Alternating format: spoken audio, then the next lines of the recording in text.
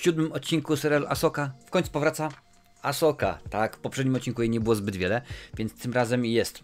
Cały czas pojawia się niemalże w każdej scenie i dobrze, rzeczywiście. Bardzo dobrze, no bo serial jest o niej głównie. I no oczywiście kontynuujemy fabułę z poprzedniego odcinku, więc nie będę zdradzał, coś tutaj dzieje. Troszeczkę więcej jest na planecie. Oczywiście jest Ezra, jest Baylan, ale nie o tym. Na początek kilka rzeczy, bo znowuż dostajemy dużo smaczków. Poprzedni odcinek mnie rozczarował. W odcinku 5 było bardzo dobrze i tutaj rzeczywiście powraca kilku starych, dobrych znajomych, których może na przykład kojarzyć z Wojen Klonów albo z oryginalnej trylogii, czy tam powiedzmy z oryginalnych 3 trylogii. Nie będę więcej zdradzał, więc jest smaczek, więc jest fajnie, ale co mi się bardzo w tym odcinku podoba, to fakt, że cała historia posuwa się do przodu. I to nie tylko oczywiście, ja wiem, że tu dzieje, ale na przykład dostajemy dużo więcej informacji na temat Sabine i Ezry, ponieważ mają oni kilka minut, żeby spokojnie sobie pogadać, wytłumaczyć jedną, drugą, trzecią rzecz. Dostajemy więcej informacji na temat Ahsoki. Tak, tego co się działo, co się mogło wydarzyć. Jej relacje z Anakinem Skywalkerem, z jej mistrzem, więc to też rzeczywiście jest bardzo ważne, ale również Baylan, coś z nim jest nie tak. I mam podejrzenie. Ja mam rzeczywiście podejrzenie, że on nie jest tak jednoznaczną postacią, jak można byłoby wnioskować. Ktoś tam w pewnym momencie stwierdził, a co jeżeli to jest któryś z tych dzieciaków malutkich, który tam rzeczywiście w wojnie Sithów walczy, powiedzmy, z Vaderem, z Darthem Vaderem już wtedy, czyli że Vader próbuje je zabić. Coś tam rzeczywiście na rzeczy jest, już w tym momencie wiemy, że on nie był tym dzieciakiem, bo to była inna sytuacja, ale wydaje mi się, że on nie jest tak jednoznaczny oczywiście. Nasz admirał Thrawn również odgrywa ważną rolę i znowuż kiedy pojawia się Data, tak go będę nazwał, w ogóle widać, że chyba mu czasy służą, bo wiem, on jest w galaktyce oddalonej od naszej galaktyki, dawno temu, daleko, ale rzeczywiście tak jak ja chyba chcę wyglądać bardzo, bardzo dobrze, bo Lars Mikkelsen oczywiście w tej roli po raz wtóry, mówię po raz wtóry, bo głosowo w Rebeliantach również on użyczał głosu oczywiście generałowi. On powinien być tym wielkim złolem, jak najbardziej, który góruje w tym serialu i jest to po prostu wcielenie. Nie robi mi naprawdę. Dalej widzę go, który ma przyklejone co to się Holinex ma, czy tam jakiś inny Strepsils, gdzieś te odznaki. No raczej to jest dla mnie zabawne niż cokolwiek, ale dobrze jest, ponieważ fabuła posuwa się do przodu. Kilka postaci wysuwa się na pierwszy plan, jak już wcześniej jest oczywiście Ahsoka, Baylan i tak dalej, ale zanotowałem sobie senator Zano, jak to woli, to jest kawał barana, bo oczywiście jest jest rozprawa przed Senatem, i on nie ma niczego, że Imperium się nic się nie odradza, w ogóle dajcie spokój, co wy tutaj gadacie. I albo on jest kompletnym debilem, co tak naprawdę nie musi się nie zgadzać, ponieważ jeżeli popatrzymy na to, co działo się do tej pory w filmach, serialach, no to co dużo mówić, że tak powiem, ruch oporu bardzo często okazał się w ciemię bity. Nomen omen. Okazywało się, że po prostu nie widzą dodatkowo, i jest bardzo, bardzo było słabo. I tutaj jest tak samo, więc albo on jest facetem, który nie, dziękuję bardzo, to się już skończyło, ja nic nie widzę, nic nie ma, albo jest na usługach, albo on jest akurat złolem i jest taki, będzie, zwrot akcji, przemienią troszeczkę zasadności, więc to mnie bardzo, bardzo cieszy. Tutaj widzisz na miniaturce powraca Anakin. Zgadza się, pojawia się Anakin. Nie powiem w jak dużym wymiarze, czy rzeczywiście jest to tylko minutka, czy 2, czy 28. Odcinek ma teoretycznie 45 minut, ale umówmy się, to zaledwie tam chyba 36 czy 37, jeżeli odejmiemy czołówki i tyłówkę, więc rzeczywiście nie jest to za dobrze, ale smaczków w tym filmie, w tym odcinku jest rzeczywiście bardzo dużo i mam wrażenie, nie wiem co jest grane, ale te odcinki są strasznie nierówno pocięte, strasznie źle zmontowane, bo w odcinku 5 Ahsoka była wszędzie, cały czas się pojawiała. w odcinku 7, 6 prawie jej nie było. Tutaj rzeczywiście znowu już jest wszędzie.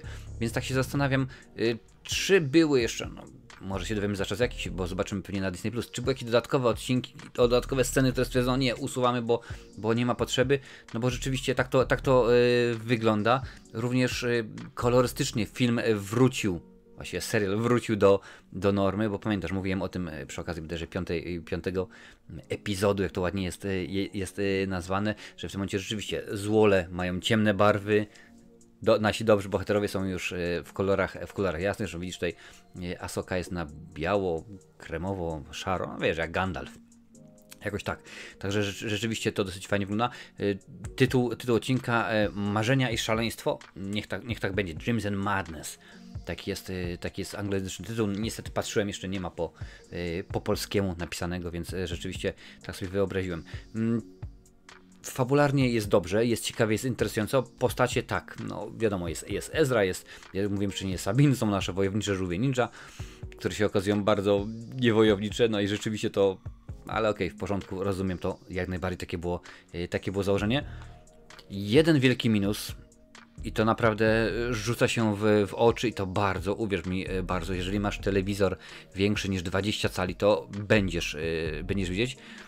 Efekty specjalne. Jak tak się zastanawiam, no to nie jest serial, który robił Patryk Wega, to nie jest serial robiony za 5 zł, tylko to poszły grube miliony, a efekty specjalne, i to począwszy od wielorybów, przez poruszających się, no, że powiem, szturmowców i tak dalej, no to wygląda rzeczywiście, jakby to było robione w Paincie na Windowsie 9.5, gdzieś tam z dyskietki to je wrzucił, proszę bardzo, masz, bo ja wiem w tym momencie, że są wielkie problemy w Hollywood, oczywiście strajk, 1, 2, 15, tutaj grozi kolejny strajk twórców gier wideo i tak dalej, no ale rzeczywiście chcielibyśmy dostać jakościową produkcję. To są Gwiezdne Wojny, ta marka do czegoś zobowiązuje i rzeczywiście byłbym bardzo zadowolony, gdyby to było dobrze i sensownie zrobione. No ale nie można mieć wszystkiego. Domyślam się, że tak samo jak nierówne w edycji, w montażu, w prowadzeniu fabuły są to odcinki, tak samo oczywiście jest przy okazji efektów specjalnych,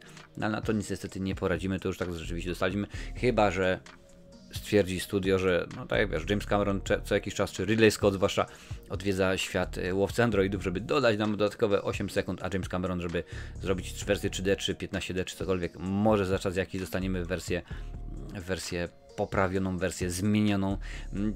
Serial oglądałem w wersji anglojęzycznej po no, niemiłych doświadczeniach z polskim dubbingiem, bodajże z pierwszego odcinka stwierdziłem, nie, dziękuję bardzo, będzie w ten sposób, więc daj mi znać, czy polski dubbing no, nie wypada źle, czy wypada dobrze. Mam nadzieję, że tak rzeczywiście będzie. Ja ten odcinek muszę polecić, bo bardzo mi się podobało. Ja wiem, że narzekam na te efekty specjalne, ale to jest serial, który jest oparty, no co tu dużo mówić, o wydarzenia. Tu ma się rzeczywiście dziać dużo fajnych rzeczy.